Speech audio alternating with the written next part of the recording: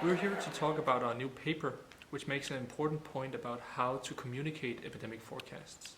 Usually, when we make epidemic forecasts, there's a lot we don't know about the epidemic, and therefore models simulate a number of different realities, exploring different scenarios.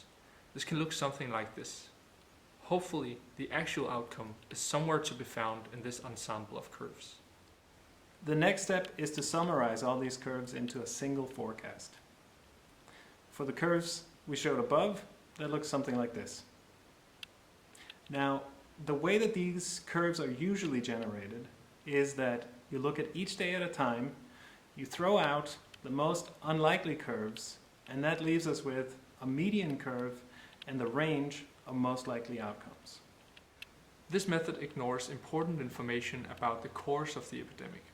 Each curve has a peak, but different curves peak at different times. By always filtering out the extremes, we risk filtering out all of the peaks. And this is important because as a decision maker, you care a lot about peaks. They tell us something about the potential strain on the hospital system. We've set up a little example to illustrate this point. Imagine a small island, we call it Transmythica, where the virus has been held, or a virus has been held at bay.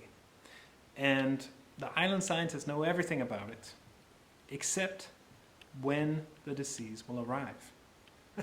Here is what the forecasted curves look like. And in this one, we've highlighted what the traditional single-day statistics would forecast. Now you can see each single curve has peaks that go higher than 4,000 infected.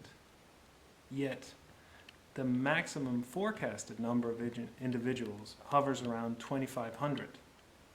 So this way of forecasting has systematically removed all the peaks. In summary, our paper raises this problem, which is currently present in almost all forecasts around the world. In the second half of our paper, we suggest ways of creating forecasts that take into account entire epidemic curves, thereby fixing this problem. Thank you for your attention. Thank you for your attention.